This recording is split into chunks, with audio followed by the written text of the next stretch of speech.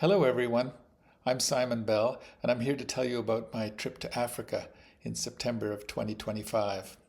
This presentation is divided into two parts.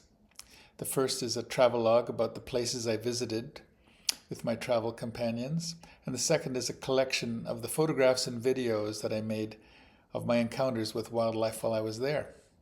So let's get started. We spent 6 weeks traveling through southern Africa, visiting Namibia, Botswana, Zimbabwe, and Zambia, and finishing our trip in South Africa. Our journey begins in Windhoek, the capital of Namibia. We picked up a rental 4x4 vehicle and drove it down to Sossusvlei, an area of extensive sand dunes.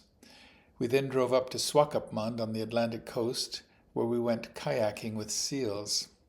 We then drove inland to a beautiful tent camp in the Damaraland, where we saw some ancient rock paintings. And then we went north up to Etosha, a huge national park where we saw many of the large animals that this region is known for. On the way back to Windhoek, we stopped at a cheetah sanctuary, and I'll speak more about the cheetahs in the second half of my show. We then flew on to the Okavango Delta in Botswana for a 5-day mobile safari before exploring the Chobe River from Kasane. And being so close to Victoria Falls, we had to spend some time there to admire one of the natural wonders of the world.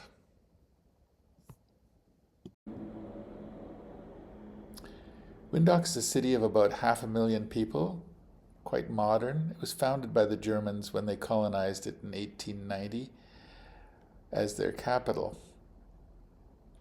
Right beside it is the Independence Museum, which we visited, with a statue of Sam Nujoma outside. He was like their Mandela, the intellectual behind the revolution against the South African control, and eventually in 1990 they were able to form their own independent country called Namibia. While we were there, we visited the San people, or Bushmen as they're sometimes known, for a morning, the chance to walk through their countryside and learn how they live in nature.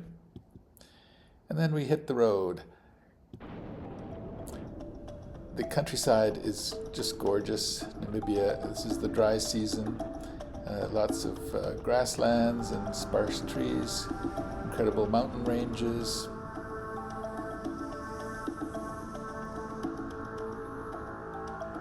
Some mountain passes we drove through. The roads were pretty good, whether they were graveled or paved, always well groomed. Saw lots of animals along the way. It was a great place to do a self-drive, big sky country. Our first stop was Moon Mountain Lodge, a fairly new lodge with some incredible chalets with a beautiful view over the valley below. We did go for a little walk out in the countryside just to see what the desert there was like. And we then took our car south to Sossusvlei and drove into the incredible sand dunes. Here's a little drone footage that I shot while I was there, giving you a sense of the vastness of this landscape.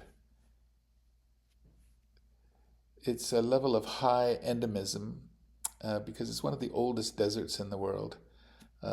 Endemism meaning that the animals and plants that have evolved there are unique to this environment.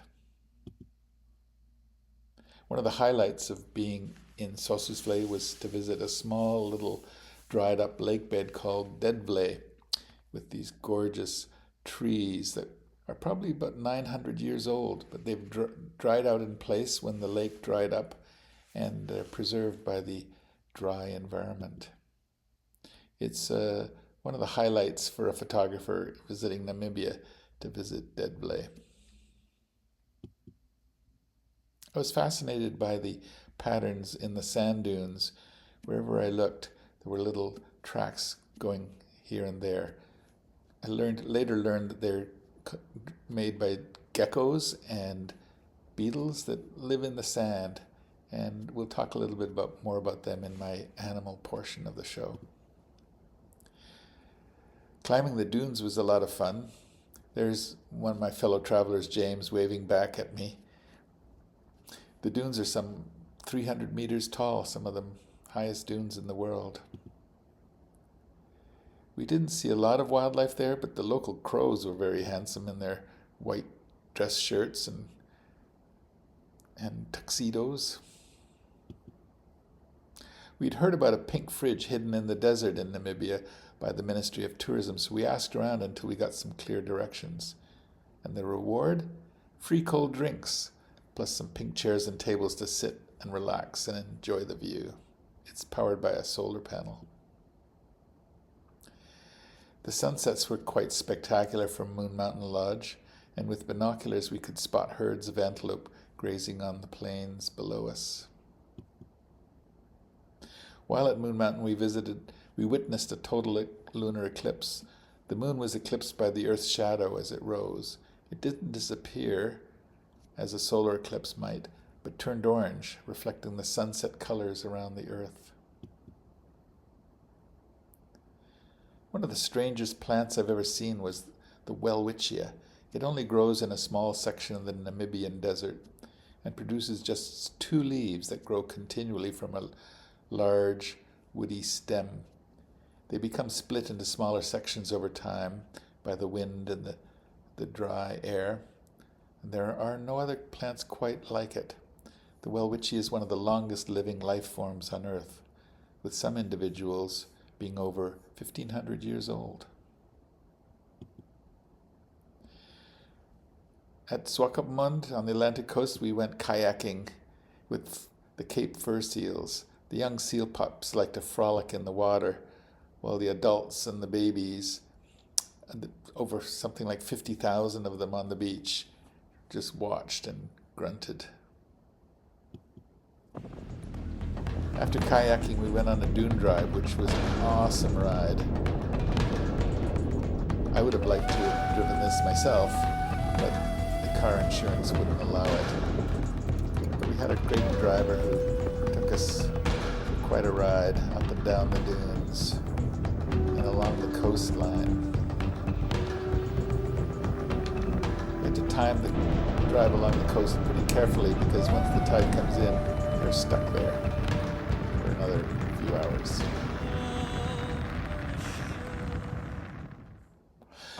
After that, we headed north along the Skeleton Coast, where there have been over 1,000 shipwrecks over the years. These wrecks are often a result of the heavy fog which covers the area about 180 days a year. From the coast, we turned inland and drove through an area called Damara Land. Note the ostrich sitting down, possibly incubating a clutch of eggs. In Damara Land, we visited some ancient rock paintings made by Bushmen some 2,000 years ago. They are quite exquisite. Our guide, Braxton, demonstrated the Click language that the Damara people speak. Apparently there are several Click languages, and the Clicks don't always mean the same thing to the different tribes.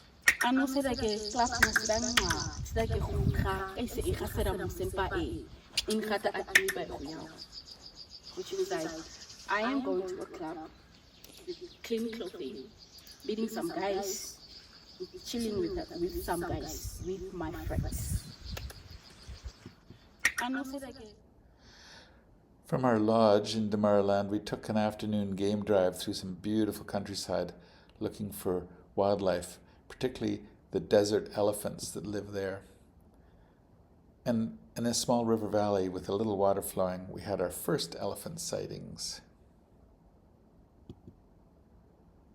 The following day, we arrived in Etosha National Park, a vast, flat, beautiful landscape full of the animals we'd come to see. The national park surrounds a huge lake called the Etosha Pan. It's over 8,000 square miles, far bigger than I had imagined. Along the edges of the pan and at numerous waterholes that we drove to, there were hundreds, if not thousands, of antelopes, zebras, elephants, and ostrich. Except for hippos and we didn't see any rhinos, All the other big animals were here, including the famous Etosha ghost elephants. I'll tell you a little more about them in my portion about animals. After leaving Etosha, we drove south back to Windhoek, and on the way we stopped at a cheetah sanctuary, the Cheetah Conservation Fund. It's an organization dedicated to protecting these beautiful cats. Farmers shoot the cheetahs to protect the goats. So the Cheetah Conservation Fund breeds dogs to live with the goats and protect them with their lives. They have something like 50 dogs that they sell per year, but a back order of 250 dogs. The farmers learn how to manage the dogs and come to appreciate the cheetahs as well. And many visitors come to see the orphan cheetahs running as exercise in the morning, and I'll show you that a little bit later. Once back in Windhoek, we flew on to Botswana to visit the Okavango Delta. We traveled in an open safari vehicle to a mobile tent camp in an area called the Moremi Reserve. The environment was quite a bit different than Namibia. More trees, with a lot of the same animals.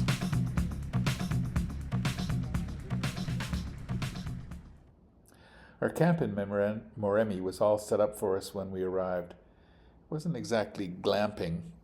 We had sturdy tents with cots, carpets, showers and toilets, an eating area, and a great group of people looking after us. No fence around us. At night we could see the Milky Way and the stars, but at night we also heard the animals not too far from our tents. We'd be up before dawn and on the road, driving through the misty morning air, looking for game. One morning, as we were sitting down for breakfast, we noticed that our camp was surrounded by elephants. Your heart certainly skips a beat when you see the world's largest land mammal standing in front of you. We saw so many animals living in close proximity to each other. Sometimes we'd have to just stop and wait for them to move on before we could continue driving. Then we were back for lunch and a siesta before setting out on another afternoon game drive. The food that we were given was amazing, given how far we were from any modern conveniences. After 2 nights at our tent camp in Moremi, we went on to another part of the delta by canoe for another 2 nights. The canoes are called mokoros, and we traveled for an hour and a half up the Boro River to another tent camp far from any roads.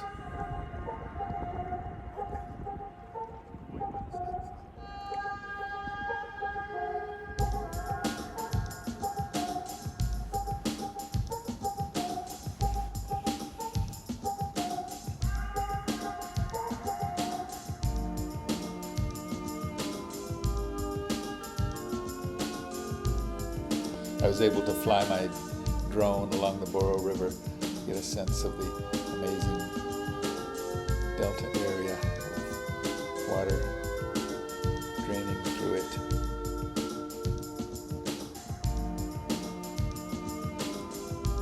Sherry's saying, "There's a hippo out there. Fly your drone over there." We saw dazzles of zebras. A dazzle is a herd of zebra. It was just really nice to be able to walk out on the plains rather than always be in a car.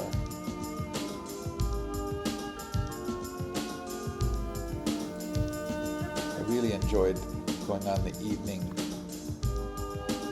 boat rides. Very peaceful.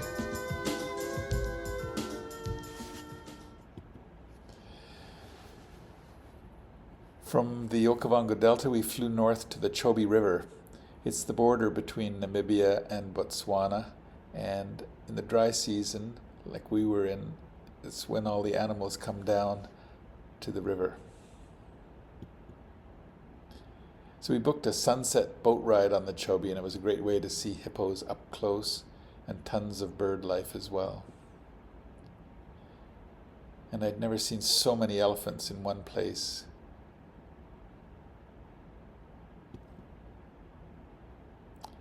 was a fairly short drive after that across the border to Victoria Falls, one of the natural wonders of the world. These are a few of my favorite shots there. It wasn't the wet season, so the falls were not at their fullest. When they are full, it's almost impossible to see because of the rising mist.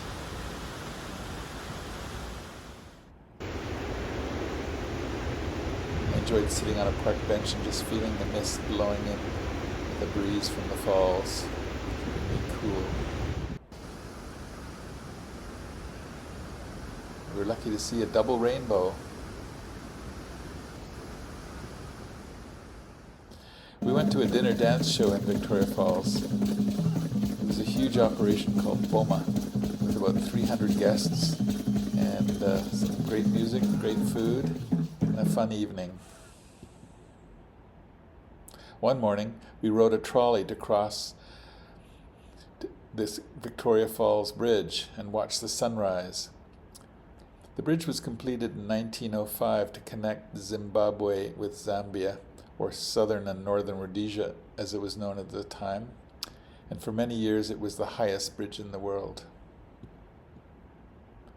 We took an excursion to see rhinoceros in Zambia.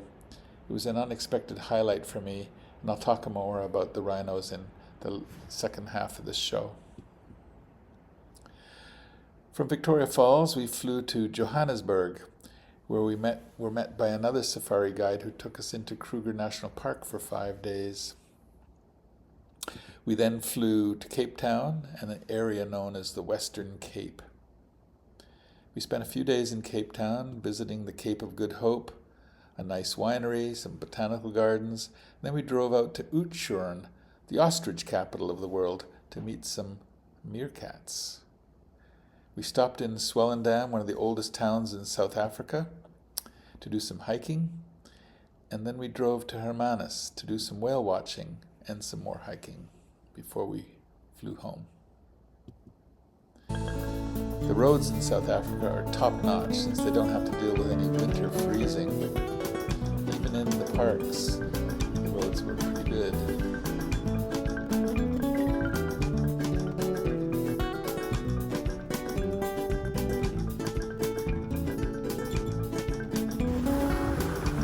We did have a spot of bad weather.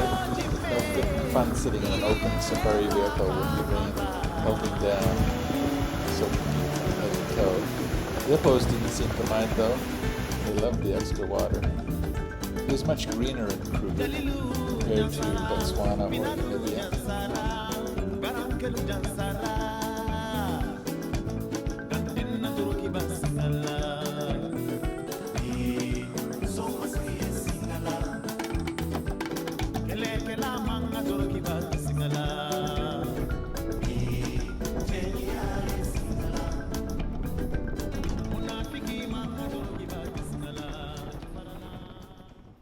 On the way back from Kruger, we stopped at the Blyde River Canyon.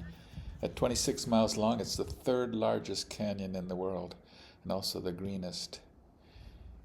It was a place just to enjoy the stunning views and have a little peaceful moment. These hills are called the Three Rondavels because they look like native African huts called rondavels. We eventually reached Cape Town, and it was a modern city, quite very touristy, fairly wealthy, but around it, when you drove in and out, you would notice these townships or really shanty towns, quite a contrast with the rest of the downtown area. An interesting part of Cape Town is called Bokap. We walked around there admiring the colorful buildings. It used to be called the Muslim Quarter or the Malayan Quarter, and there was lots of support for Gaza and the Palestinians.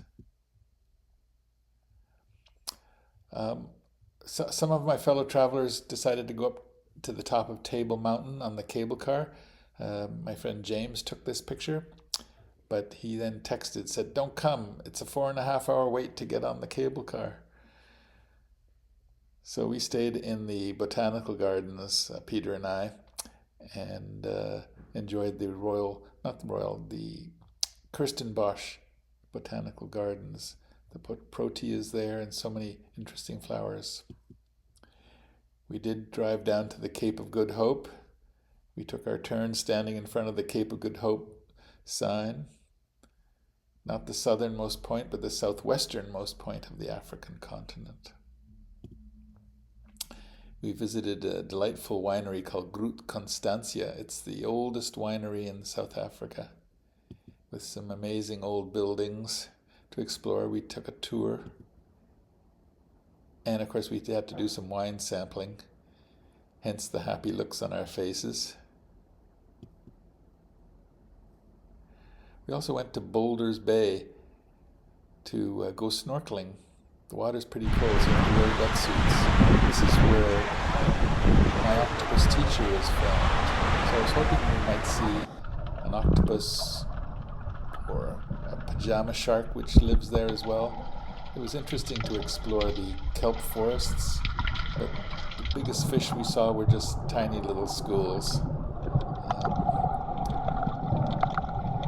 Enjoyable, not everything that I'd hoped to see. We then drove our rental cars out into the Western Cape. Some beautiful mountain ranges here, more wineries. We traveled through the rocks and the passes and up the mountainsides to explore the vegetation and plants that live there.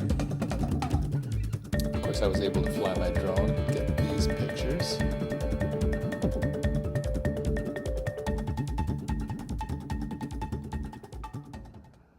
I think this is my favorite drone photograph. It's a panorama looking east and west across the Schwarzberg Mountains.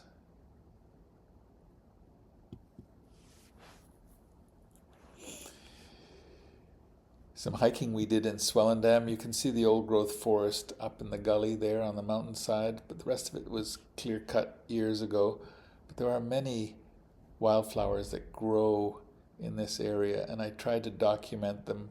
I think we documented over 800 species, and half of them were plants. So let's have a look at a few of them. This is Cape Snow. It's a papery flower, suitable for very dry climates. This is bridal heath, a type of heather. There's many different kinds of heather that grow on the hillsides here. This is called Cape Everlasting. I think these are flower buds that are just about to open. Little flowers called chaff flowers. And sea lavender, which I learned later is actually an invasive species. China flower. And a protea. It's called a sugarbush protea. Proteas grow only in this area of the world. We did visit a museum along the coast. This was a museum dedicated to the first sailors that rounded the Cape of Good Hope in 1488. 500 years later, the Portuguese built a replica of Bartholomew Diaz's ship, and it now sits in a beautiful museum where you can learn the story. In Hermanus, we did quite a lot of hiking along the coast. Again, lots of wildflowers. You can see geraniums, calla lilies, nasturtiums, daisies of all kinds. And on our last day, we took a whale watching tour where we were going to see the big five of the marine world. The whale, the shark, penguins, seals, and dolphins. We managed to see them all except the dolphin. We saw a lot of the southern right whale, and I'll talk a little more about whales in the second portion of my presentation. This is a final shot along the coast around Hermanus. It's the whale watching season, and the mothers come in to have their calves in the waters here. You can see part of the town in the distance, That's where our Airbnb was, and we did some hiking up into the hills there. I'd like to share just some of the credits for the music that you've been listening to, and then we'll jump into the second portion of my show.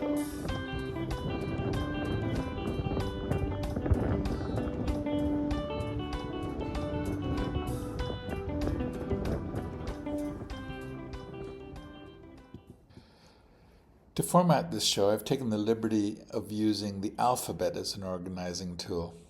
Not an original idea.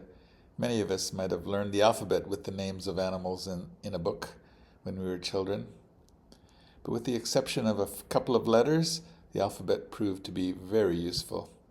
So this is Africa from A to Z. A will stand for antelope, and we sure saw a lot of them. Antelopes come in all shapes and sizes. These are impala, but some of the ones that we managed to see included the springbok with his very beautiful horns. We saw wildebeest everywhere, but not in the millions as you see them in the Serengeti. The gemsbok, a type of oryx, has beautiful markings as well as those long, elegant horns. The red hartebeest, which reminds me a bit of a cow, rather ungainly. The waterbuck with his shaggy coat, he escapes predators by jumping in the water. And one of the most statuesque of antelopes was the greater kudu with his spiral horns. Now here's a short video of some of these gorgeous creatures.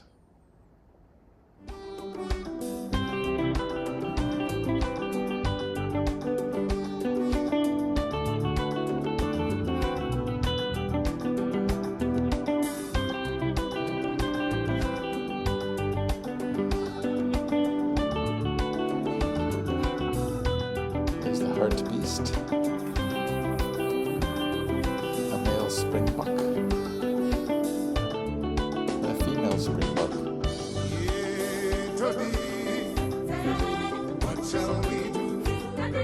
This is one of the rarer antelopes, a bontebok, her baby, and a bushbuck who came to our campground. A beautiful sable with his long horns, one of the largest of the antelopes. B is for buffalo. These are African buffalo, not water buffalo as we see in Asia. The males can weigh up to 2,000 pounds and are considered one of the big 5 game animals, along with lion, leopard, elephant, and rhinoceros. These are males who are ejected from the herd by the younger bulls when they get old. I love the look he's giving me, casual disinterest. B is also for baboons. We saw them everywhere, by the side of the road and in game parks as well as in towns. These are some young ones playing in Moremi Park. Enjoyed watching them.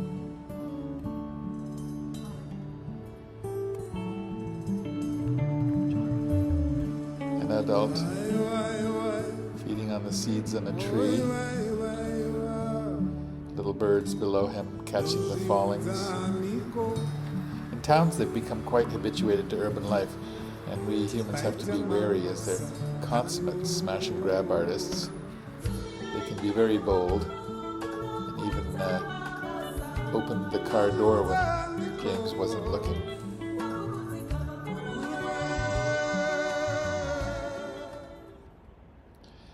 C is for cheetah, fastest animal on the ground, capable of running up to 75 miles an hour.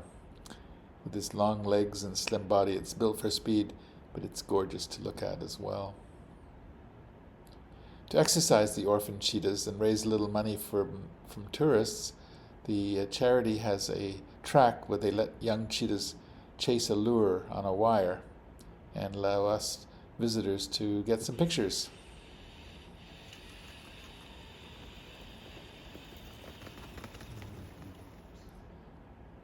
They did it several times, and here's one in slow motion.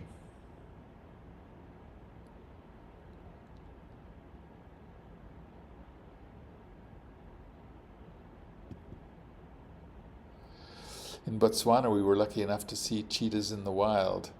We came across 3 brothers that had just woken up for them their afternoon nap and were setting out to hunt some impala. Didn't seem to pay much attention to us in our car.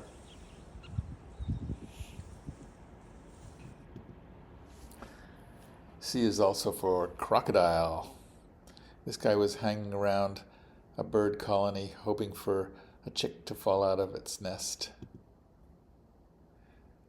The presence of crocodiles in the lakes and rivers of this area makes swimming or even standing at the water's edge very problematic.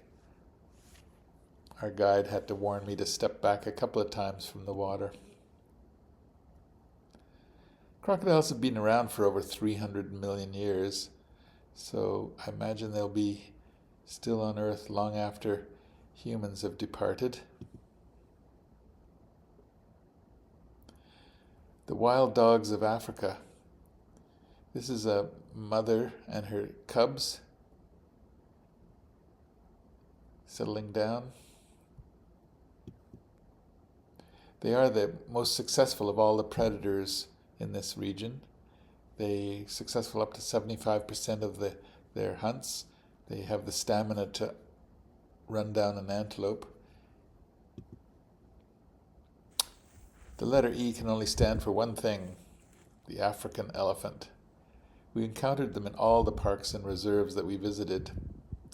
Elephants in Etosha are amongst the largest in the world, but they also have the shortest tusks due to the nutritional deficiencies. We kept a rough count of elephants as we traveled. We probably saw nearly 600 individuals. Here's some videos of these giants of Africa, who incidentally have never been domesticated the way they have in Asia. The elephants come down to the water holes to drink, but also to socialize and meet other herds. The parents and the adults stand around the young ones to protect them, keep them safe. If a young elephant fits under her mother's belly, they say it's a year or less old. This is a desert elephant called Fabio.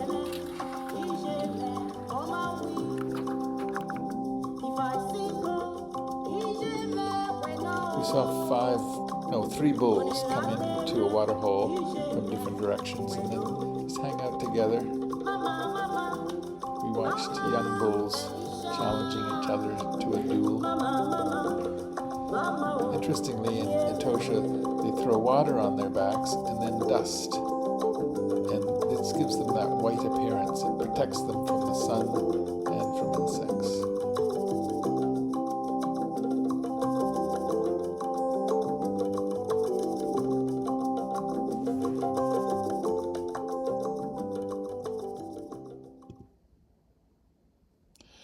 F is for flamingos. These are greater flamingos, which live all across Africa and also in Europe. They use their feet to stir up shrimp and krill that make up their diet. Fun fact about these flamingos, that during the mating season they regurgitate a pink oil that they spread on their wings as makeup. I just had to add this picture of a great white pelican who's hanging out in the same lagoon. It's actually a very large bird with a wingspan of almost 12 feet. Of course, G is for giraffe. So tall and stately, they never fail to impress. We encountered giraffes in many places on our journey, sometimes alone and sometimes in groups. These are a few videos shot from our vehicle. It isn't easy for them to get their heads down to water, but they're quick to get back up if there's anything disturbing them. These are a couple of males having a headbutting battle to show who's dominant.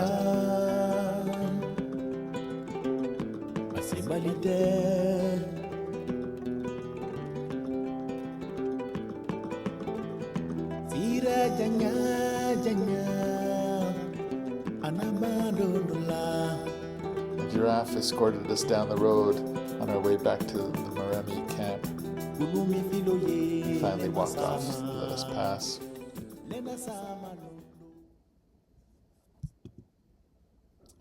H is for hippopotamus, or let's just call them hippos. I only saw a hippo out of the water once while in the Okavango Delta. I think it was out there getting a spa treatment. The little birds on its back are oxpeckers, and they take care of ticks and other parasites. But when the hippo saw us close by, it decided to head back to the water. When we took a boat excursion on the Chobe River, we were able to observe these amazing animals in their natural habitat of water. I used my zoom lens over the side of the boat to get these shots. Our guide claimed that hippos weren't aggressive unless provoked, but he kept the boat at a reasonable distance away. I've heard they're one of the most dangerous animals and can be quite aggressive. Fortunately, this group seemed quite peaceful. Perhaps like many animals, they've become habituated to human presence. They must be visited by boats every day.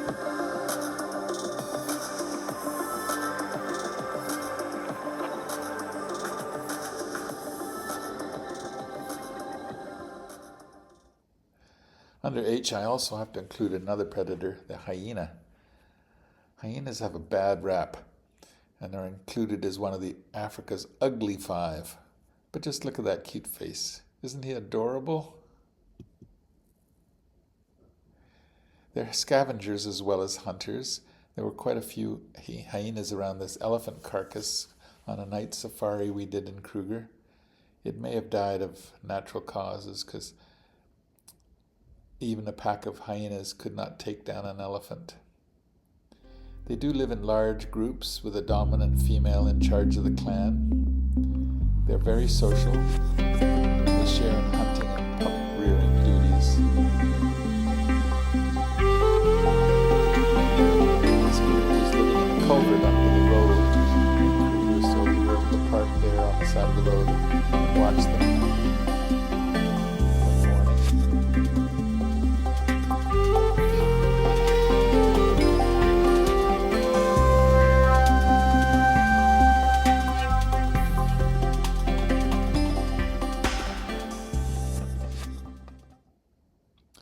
I will be for impala, one of the most common of the antelope.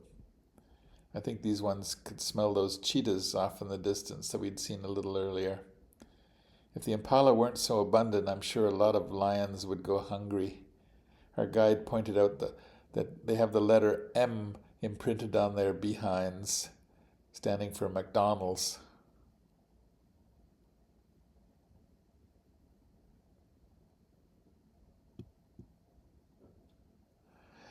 J is for jackal. Specifically, we saw the black-backed jackal. Jackals hunt small prey, but they can survive on vegetation and even human garbage. They're monogamous, and their young stay with the family to raise the next generation. We saw this pair around the seal colony outside of Swakopmund. K is for the greater kudu, one of the largest of antelopes. Only the male kudu have horns. Their profile with those big ears and spiraling horns is the logo for the South African National Park System. L is for lion. It's one thing to see one lying around in the shade of a tree during the day. It's quite another to hear a full-throated roar near your tent at 1 a.m. This fellow was just chilling under a tree when he noticed some vultures coming in to scavenge his recent kill, so he got up and demonstrated his power and determination by pulling his buffalo carcass to a more convenient spot to watch over it. L is also for leopard. Leopards don't lie around in plain sight like lions do. They're more secretive and harder to find in the wild. Our guide in Moremi was determined to find a leopard, and he found 3, a mother and her cubs.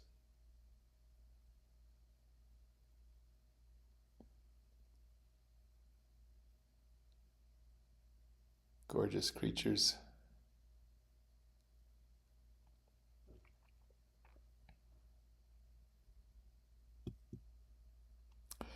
M is for meerkats, that lovable, playful creature that starred in The Lion King as Timon, a light-hearted, fast-talking meerkat.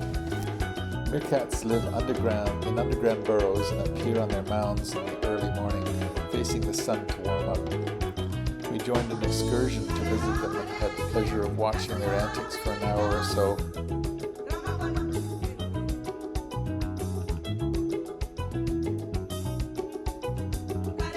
I like this little bit of slapstick.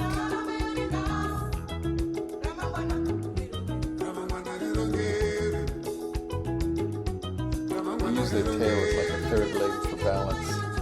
They're looking around for any predators that might be in the sky or on the ground. When they're satisfied that it's safe to go, they head off into the jungle. Sorry, not the jungle, the bush, to find their morning breakfast of scorpions and lizards.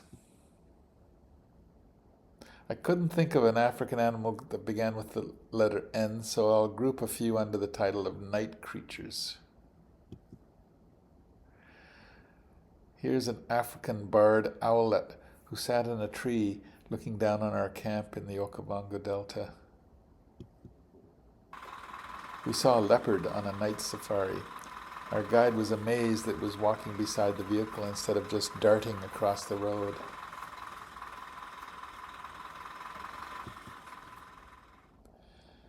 Here's a Namib sand gecko. He's tiny and one of 3 different gecko species we found on a night excursion in the Namibian desert. They only come out at night when it's cooler. And they have ultraviolet vision, so we brought along some ultraviolet lights so we could see what they see. Pretty alien looking, I'd say. Our guide picked one up so we could get a close-up. She made sure that she had no bug spray or sunblock on her hands.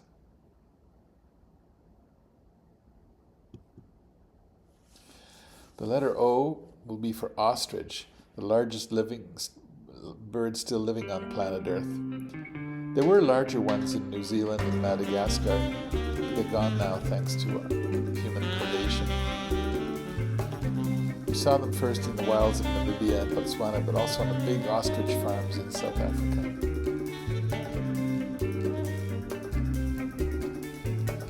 These are the chicks.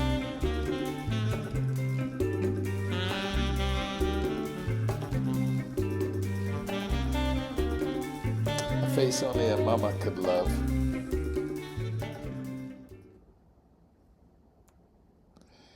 The African penguin is the most endangered of all the penguin species, with their population reduced to less than 1% by the trade in guano, or hardened penguin poo, which they build their nests in. There's now a major effort in South Africa to preserve the last few colonies of these vulnerable birds. They actually build artificial houses out on remote islands. We were lucky enough to see them swimming out in the wild as well, in the ocean. I can't leave the letter P without mentioning proteas, a genus of over 100 species, most of which are found only in the coastal mountains of South Africa. This one's called a pincushion. And this one's the king protea. Proteas became very popular in Europe in the 18th century as long-lasting cut flowers. My hand here will give you an idea of how large the protea flowers can be. They only grow along the coast of South Africa, from the foothills down to the coast. And we were lucky to be in Cape Town in early October, their springtime, when proteas were flowering in profusion.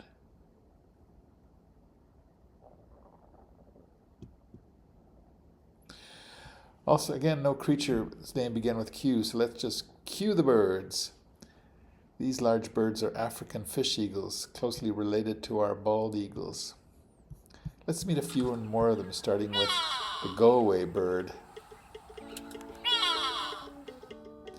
The secretary bird was a fairly common sight out in the savannah. One of the prettiest birds I saw was the crimson-breasted shrike. We saw a lot of weaver birds. Some build individual nests like this one, and some construct huge nests in the trees together. This is a masked weaver taking a bath, a lilac-breasted roller, pale chanting goshawk, a flock of whistling ducks, a gorgeous saddle-billed stork, a hoopoo, looks like he caught his breakfast, a bee-eater, a starling, they were gorgeous, golden-tailed woodpecker, open-billed stork, wattling cranes, a yellow-billed stork. We visited a yellow-billed stork colony. See their little chicks in the nest. A barbet came to visit our picnic table. A guinea fowl.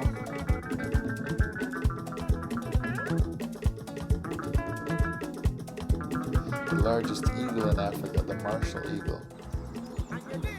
A sunbird, looks a bit like a hummingbird, but no relation. Sugarbird, and the protea. The very social mouse birds, we saw them in several places. And another masked weaver by its nest.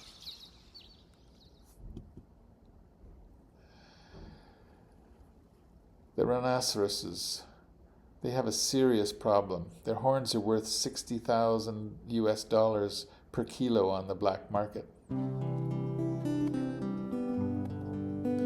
In some parks, the rangers have removed their horns, but in others, like this one in Zambia, they have 24-hour armed guards in the park to protect them.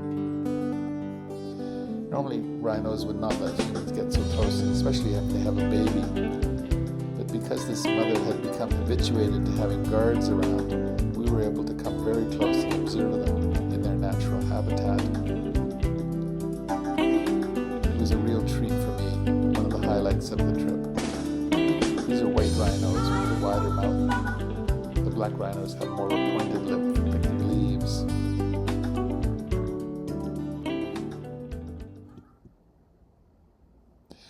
S is for the Cape fur seals. There are nearly 2 million fur seals living along the coasts of southern Africa. Most of them are in Namibia. We joined an excursion to visit a fur seal colony and to kayak amongst the playful seals. They can dive over 200 meters and hold their breath for almost 8 minutes. 70% of their diet is fish, much to the chagrin of the local fishermen. Their predators are only the great white sharks and killer whales.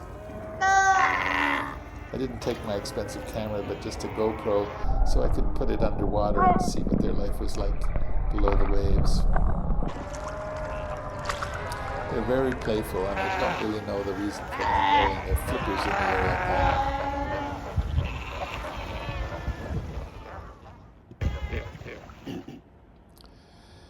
Tuk-tukis are a large family of beetles with nearly 200 different species inhabiting Namibia.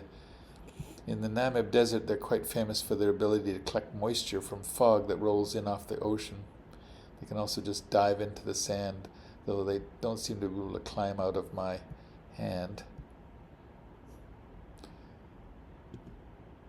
While on the topic of insects, here's a few more that I thought were of interest and quite beautiful.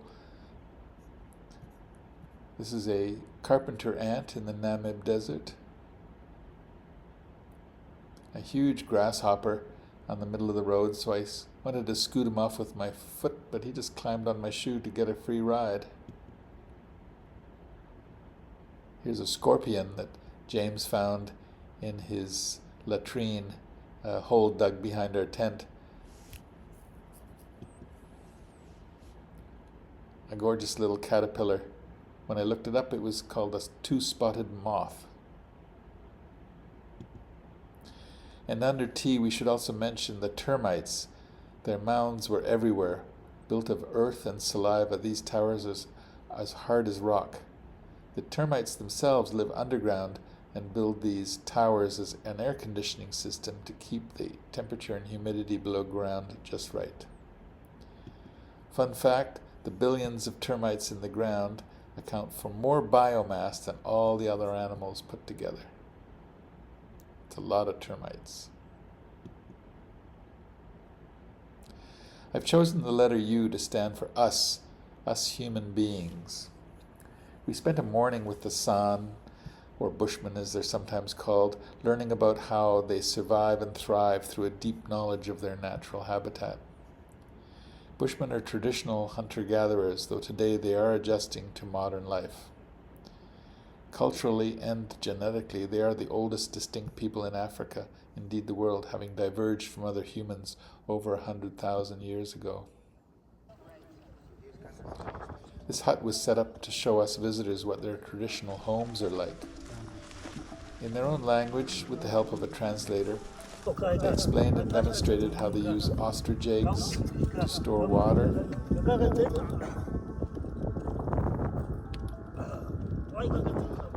They showed us how they track animals and hunt their prey.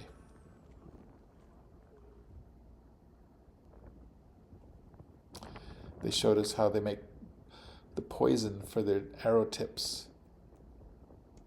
And they even let us shoot some arrows, though not with poison. They showed us how they make the string for their bows. They also use the string to make snares for little birds.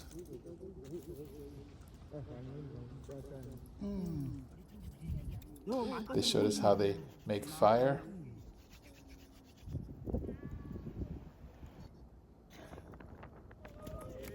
And they showed us a couple of their celebratory dances. You have to imagine that this was out in the distant bush. There would be a tribe with many men dancing around. This is just one family showing us their way of life, including the mother with her children. And she's showing them how to make jewelry with the ostrich shells. She's using a pair of pliers, a little modern convenience, and then they were available for sale. The vervet monkey is the only monkey in this part of southern Africa.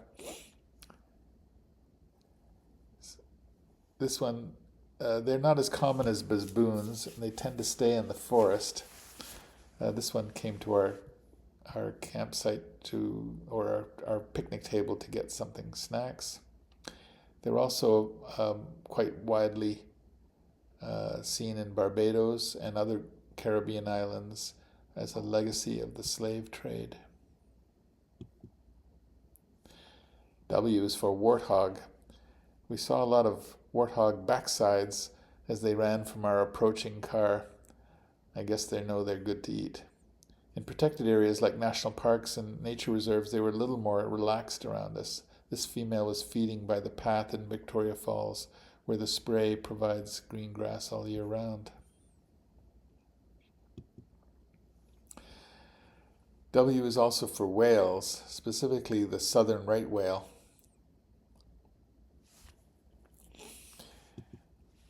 On our last day in southern Africa, we went on a whale watching excursion to see the mother whales and their calves in the water, not far from shore.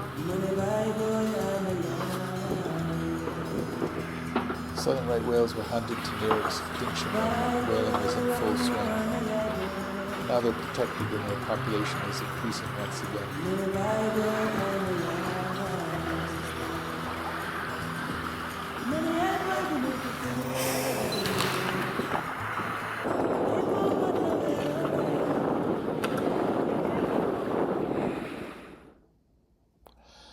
I've given the letter X to XAA Safaris, the company that took us camping in the Okavango Delta. It's actually pronounced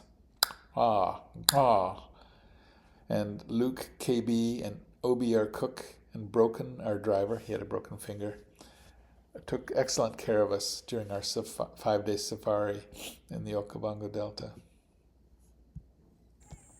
Y is for the yellow-billed hornbill, one of 4 hornbill species in Africa. This fellow was hanging around a park entrance hoping for some handouts. His cousin, the red-billed hornbill, starred in The Lion King as Zazu, but I don't think old Yellowbill has quite gotten over that snub yet. And finally, Z is for who else? The zebras. Aren't they handsome creatures? We saw dazzles of zebras on our travels. There are actually 2 species of zebra in this area. One has intermittent or lighter or brown stripes between the black and the white. These are the plain zebra. And then the ones that have pure black and white are called mountain zebras.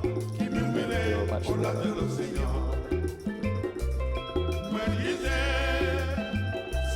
You might notice it's hard to pinpoint the stripes when they're moving. It's a technique to stop them being bitten by flies, apparently. And this zebra wanted to give me a little nod to say goodbye, and thanks for watching.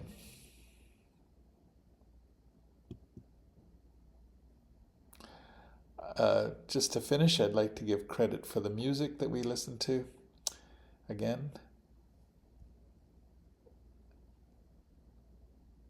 And I hope you learned a little bit about Africa from my travels there. Thanks for watching.